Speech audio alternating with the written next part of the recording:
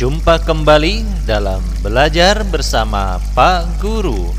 Belajar jarak jauh jadi lebih mudah.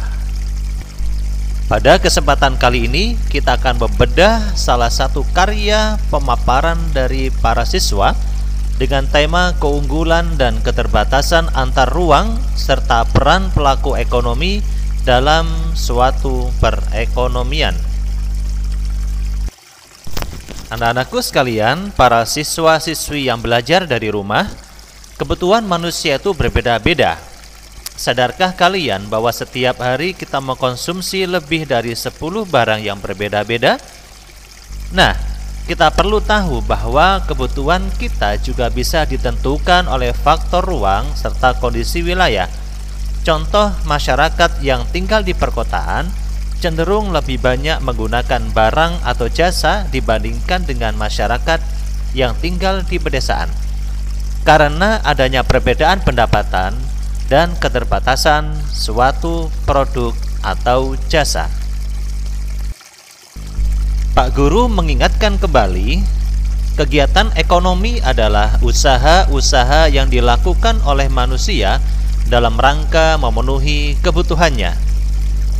Kata kunci di sini adalah pelaku ekonomi, yakni mereka atau orang-orang atau individu atau lembaga yang terlibat dalam kegiatan ekonomi, baik itu dalam kegiatan produksi, kegiatan distribusi, dan kegiatan konsumsi. Serta pelaku ekonomi terdiri dari 3, yakni produsen, distributor, dan konsumen. Kalian tentunya masih ingat apa sih perbedaan produksi dan produsen? Baik, coba kita lihat di depan rumah kita, di lingkungan sekitar kita, ada penjual bakso bukan? Nah, penjual bakso yang membuat adonan bakso agar menjadi bakso, maka penjual bakso itu kita namakan produsen. Dan baksonya sendiri kita namakan hasil produksi. Jadi, produksi adalah kegiatan yang dapat menghasilkan atau menambah nilai guna suatu barang atau jasa, dan produsen adalah orang yang menghasilkan suatu barang atau jasa tersebut. Ya, kita masuk ke perbedaan distribusi dan distributor. Contohnya reseller yang membeli paket di gudang, kemudian ia menjualnya kembali pada konsumen. Maka reseller itu kita namakan distributor, dan kegiatan yang dilakukan yakni distribusi. Maka di sini kita bisa ambil kesimpulan, distribusi adalah pemasaran yang dilakukan untuk menyalurkan suatu barang dari suatu produsen ke konsumen, sedangkan distributor adalah orangnya atau pihaknya yang menjalankan proses distribusi tersebut.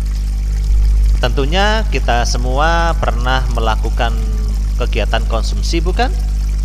Baik, konsumsi adalah kegiatan atau aktivitas mengurangi atau menghabiskan daya guna suatu benda dan atau jasa untuk memenuhi kebutuhannya. Sedangkan orangnya yang melakukan kegiatan konsumsi kita namakan konsumen.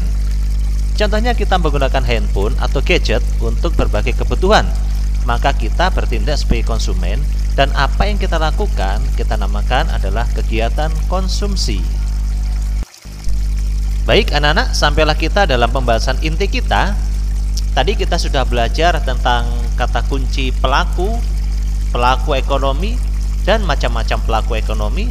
Sekarang kita masuk dalam pembagian pelaku ekonomi yang dibagi menjadi 4. Yang pertama rumah tangga keluarga atau konsumen, yang kedua rumah tangga perusahaan atau produsen, yang ketiga rumah tangga pemerintah, dan yang keempat rumah tangga luar negeri. Marilah kita bahas satu persatu 4 macam pelaku ekonomi tersebut. Yang pertama kita mulai dari rumah tangga keluarga atau konsumen. Rumah tangga keluarga atau konsumen adalah kelompok masyarakat yang melakukan kegiatan konsumsi barang dan jasa yang dihasilkan oleh rumah tangga produsen atau perusahaan. Atau istilahnya, rumah tangga keluarga adalah penyedia faktor-faktor produksi yang nantinya digunakan oleh rumah tangga produsen untuk melakukan aktivitas produksi.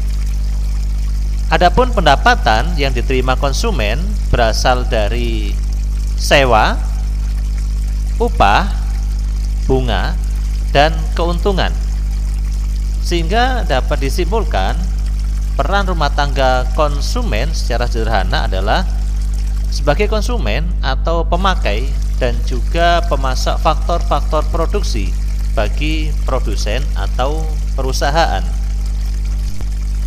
Yang kedua adalah rumah tangga pemerintah. Di sini pemerintah bertindak selaku pelaku ekonomi yang memiliki peran untuk membuat kebijakan-kebijakan tentang perekonomian suatu negara, tentang perdagangan yang terjadi, seperti kebijakan pemberian subsidi bagi rumah tangga produsen, kemudian penentuan besaran pajak bagi para pengusaha, baik itu usaha mikro, kecil, menengah, dan besar. Selain itu, rumah tangga pemerintah juga berperan sebagai pemungut atau penerima pajak dari para pelaku ekonomi lainnya, seperti dari rumah tangga produsen atau dari rumah tangga konsumsi. Sehingga secara sederhana, peran rumah tangga pemerintah dapat dibagi menjadi tiga: sebagai produsen, sebagai regulator atau pengatur dalam perekonomian, dan juga sebagai konsumen. Bagian ketiga adalah rumah tangga luar negeri, atau mungkin dalam berbagai sumber kita temukan dengan masyarakat luar negeri. Rumah tangga luar negeri adalah orang atau lembaga yang melakukan kegiatan ekonomi berupa ekspor dan impor. Kita tahu bahwasanya ekspor adalah kita menjual barang dari dalam negeri ke luar negeri, sedangkan impor adalah kita membeli atau mendatangkan barang dari luar negeri ke dalam negeri.